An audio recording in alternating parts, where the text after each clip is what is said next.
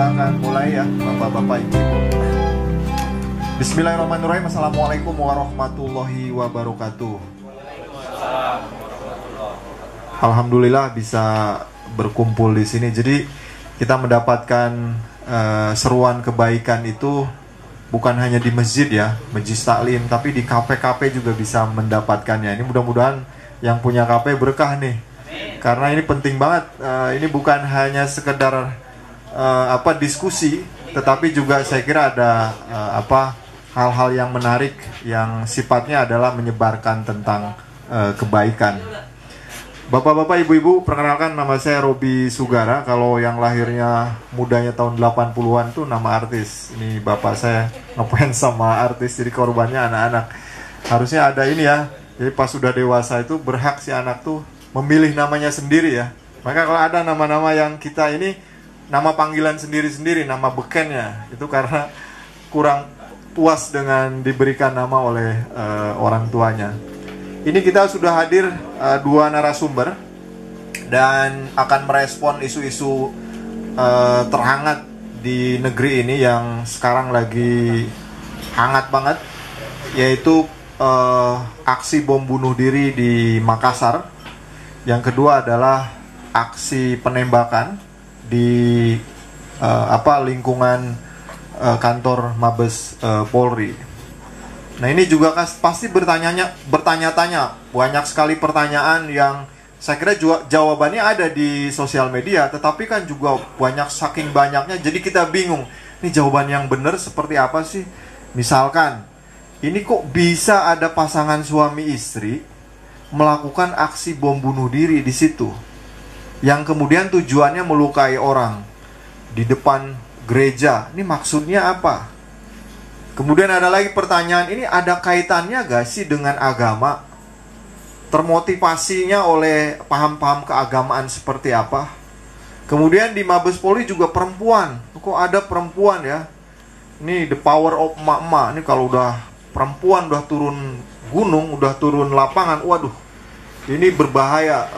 Sebenarnya secara teori yang saya lihat misalkan di kajian-kajian feminis, ini cukup berbahaya sebenarnya. Bisa menjadi sebuah kebaikan atau bisa menjadi sebuah kehancuran ininya. Nah, ini sudah ada di tengah-tengah kita Ustadz Sopyan Sauri. Saya biasanya manggilnya Bang, manggilnya Gus, ya suka-suka saya aja lah sebenarnya, bergantung momennya. Dia juga mantan pelaku, mantan anggota Polri. Nanti dia akan cerita ya. Bisa kita dimulai dari yang terhangat dulu ya. Di sebelahnya ada Bang Iwan. Ini juga korban ya. Jadi kalau misalkan ada yang masih bertanya-tanya, ini teroris, ini konspirasi nih, teroris ini bikinan aparat nih, ini udah ada nih korbannya, ini ada pelakunya juga. Jadi nggak usah berpikir macam-macam. Ini sudah lengkap saya kira. Jadi jangan lagi misalkan ada pertanyaan-pertanyaan seperti itu, karena sering sekali ya orang-orang yang jauh dari kira-kira peristiwa ini, dia masih meyakini terorisme ini buatan. Jadi padahal sebenarnya enggak juga, ini sudah ada ya. Nah, kita akan coba dengarkan dari Ustadz Sopyan ya. Ini gimana sih kita mulai dari Makassar dulu. Ini kenapa ada pasangan suami istri kok bisa melakukan aksi bom bunuh diri? Nah, nanti dilanjutkan ke yang di Mabes Polri. Ini perempuan, masih gadis. Kalau dulu laki-laki itu biasanya tergoda karena janji surga, janji 72 bidadari. Jadi dia melakukan, pernah lihat videonya yang pelaku bom bunuh diri di Ritz-Carlton sama Joy Marriott yang 2009. Dia bilang, dia menunjuk belakang ada Ritz-Carlton dan Joy Marriott, ini mahar saya nih. Mahar saya untuk diperjualbelikan dengan Tuhan, dengan Allah. Itu ada ayatnya, nanti Bang Sopyan bisa menerangkan tuh yang soal berbisnis dengan Tuhan. Dia bilang itu untuk menjemput bidadari, maharnya yang dia persembahkan itu. Untuk dia masih muda, baru lulus SMA. Dani Dwi Permana namanya. Baik, Bapak-bapak, Ibu-ibu, kita dengarkan dari Ustadz Sopyan. apa sih sebenarnya yang terjadi di Makassar kemudian di Mabes Polri. Silakan.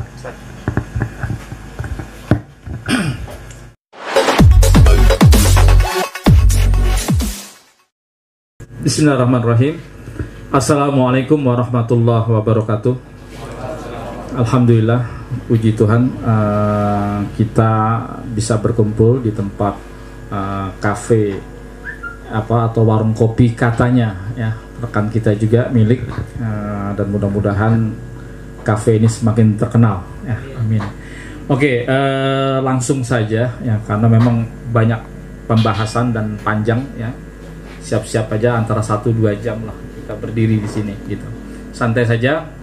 Jadi begini, kejadian di Makassar pada tanggal 28 Maret 2021. Jadi sasarannya adalah gereja, dan ini sebetulnya hal yang umum karena tahun 2018 tanggal 13 Mei juga terjadi di Surabaya. Lalu kemudian sebelumnya tahun 2000-an kalau tidak salah yang terkenal yaitu bom malam Natal yang terjadi di hampir 23 kota di seluruh Indonesia.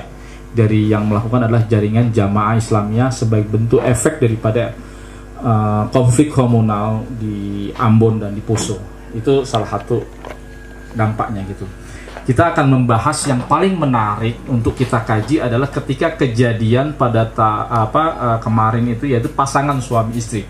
Sebetulnya ini bukan satu kali saja kejadian melakukan oleh suami istri. Sebetulnya pada 13 Mei 2018 di Surabaya itu adalah ada keluarga kita ya, yang itu juga kemudian pasangan suami istri. Lalu Tri Asmoro juga yang penyerangan di Rusunawa, penyerangan di Poltabes Surabaya itu juga suami istri. Lalu kemudian ada di Rusunawa itu juga pasangan suami istri. Ternyata tahun 2019 kemarin saya sempat bertemu, 2017 saya bertemu dengan seorang suami istri juga namanya Ruli dan Ulfa. Dia dideportasi dari Turki lalu ke Indonesia, dan saya diminta oleh Kemensos dan juga pada waktu itu dari BNPT meminta kepada saya untuk mendampingi Ruli dan Ulfa ini yang ada di PSMP Handayani di Kemensos Cipayung. Dia bersikap kooperatif, kemudian setelah itu dia dipulangkan ke Makassar. Tapi siapa sangka kejadian 2017 awal tersebut ternyata 2019 terjadi peledakan gereja di sana di Jolo, Filipina, yang menewaskan 23 jamaah gereja pada saat itu, yang mana lagi-lagi pelakunya orang Indonesia yang bernama Ruli dan Ulfa. Berarti dia telah menyeberang ke Filipina lalu jadi bom bunuh diri di sana. Ini ada kisah menarik ya. Setiap satu kejadian maka dia akan menginspirasi kejadian yang lainnya. Kejadian di Makobrimob itu menginspirasi pada tanggal 13 Mei-nya penyerangan 3 gereja yang ada di Surabaya, di Poltabes dan di Rusunawa pada saat itu. Nah, kejadian yang ada di Makassar juga kemarin pada tanggal 28 Maret itu juga menginspirasi kejadian lagi yang ada di Mabes Polri, lagi-lagi juga seorang perempuan gitu. Yang mau kita stressing sekarang adalah masalah keluarga Bang Robi ini. Jadi masalah keluarga ini bagaimana gitu. Jadi ini menjadi sebuah ciri khas ya dari kelompok ini, bahwa mereka ini memang kelompok khawarij, Bang.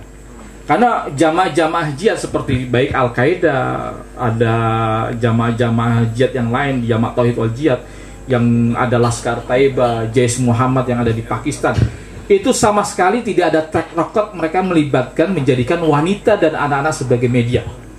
Tetapi berbeda dengan kelompok ini, kelompok ISIS ini, sejak dia kemunculannya tahun 2013-2014 di Suriah dan di Irak, mereka menjadikan wanita dan anak-anak sebagai media. Ternyata ini bukan barang baru. Ya, ini ternyata sudah ada ya di zaman klasik Islam pada saat itu.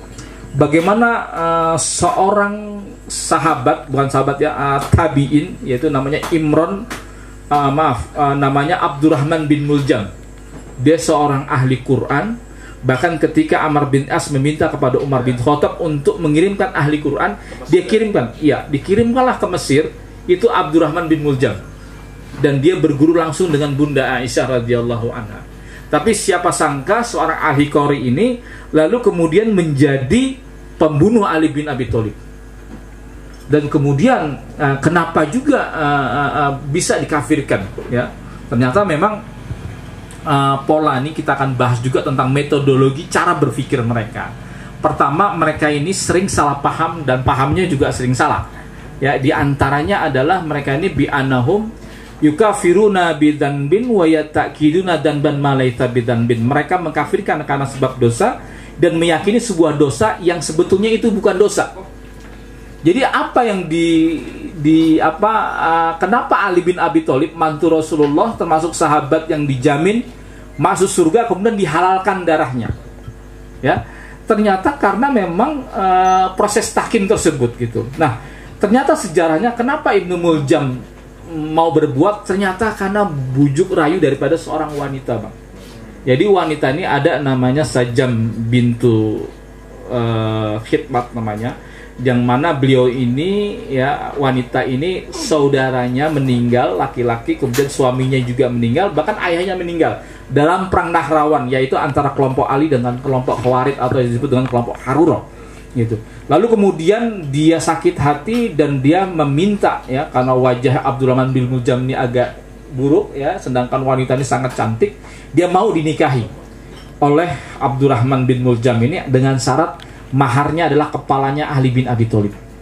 Lagi-lagi dia pun mau untuk melakukan hal tersebut. Nah,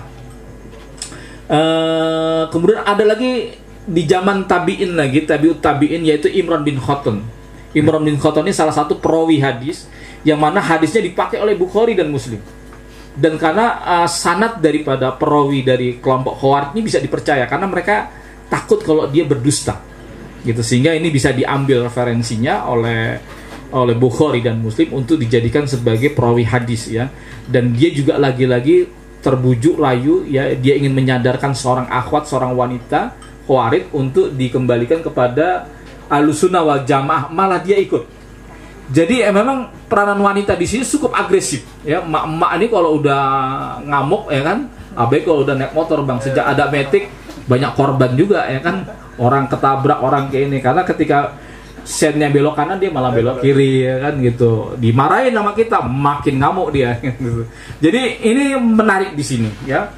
Tidak ada, ya, sebagaimana dalam sejarah kelompok-kelompok jihad yang bagus, yang murni itu pernah melibatkan wanita kecuali kelompok ini, dan ini menjadi ciri khas. Itu yang pertama, ya. Lalu yang kedua adalah yang menjadi perhatian kita adalah kenapa juga harus melibatkan perempuan dan anak-anak dalam operasi-operasi jihad seperti ini.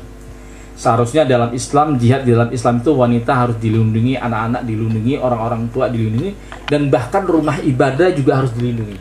Kenapa juga kemudian ini menjadi sebuah sasaran daripada kelompok-kelompok ini. Dan inilah juga sebagaimana bukti ini menjadi sesatnya, ya, kelompok ini yang memang harus kita waspadai. Dan juga kemudian Islam yang benar dan baik, ya. Kenapa bisa? Pokoknya kalau diskusi nggak bisa, harus begini. Musik pokoknya haram, rokok pokoknya haram, semua dibilang haram. Rasa sakit ya? Enggak rasa sakit, belum rasa sakit. Padahal itu darah yang udah ya udah mutar. Saya pikir begitu. Nanti itu mata saya itu hancur, tapi dalam besi segini nih, panjangnya 3,5 meter, diameternya sekian berapa, ya, itu ada sekarang besinya juga di rumah masuk. Nah, itu besi itu panas karena duar, habis duar perang yang itu gedung tinggi aja sampai kena percikan bom, ya.